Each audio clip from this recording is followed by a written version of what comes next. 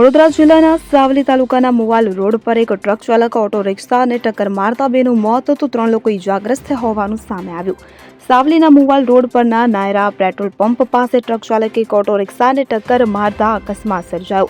ભમમરગોડા દર્શનાર્થે ગયેલ પરત ફરતા ભાદરવાના માછી પરિવારની રિક્ષાને ટ્રકે ટક્કર મારતા રિક્ષામાં સવાર તમામ ઇજાગ્રસ્તને 108 દ્વારા સાવલી સરકારી દવાખાના ખાતે સારવાર અર્થે ખસેડવામાં આવ્યા હતા કે જ્યાં ભાદરવા ગામના ગિરવત ઉદાભાઈ માછી અને મોક્ષી ગામના જયપાલસિંહ સોલંકીને ફરજ પરના ડોક્ટર દ્વારા અમૃત જાહેર કર્યા હતા કે જ્યારે અન્ય મહેશ શંકર માછી, મફત મોના માછી અને મહેશ રમણ માછીને પ્રાથમિક સારવાર આપ્યા બાદ વધુ સારવાર અર્થે વડોદરા ખાતે ખસેડવામાં આવ્યા।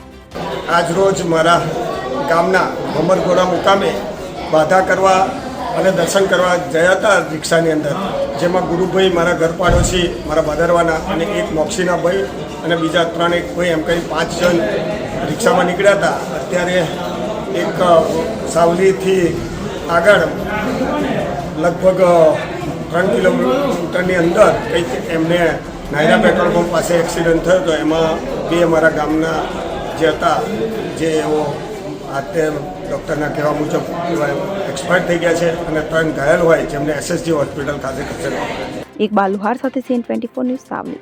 હવે જુઓ દેશ દુનિયાની તમામ ખબરો તમારી આંગળીના ટેરવે।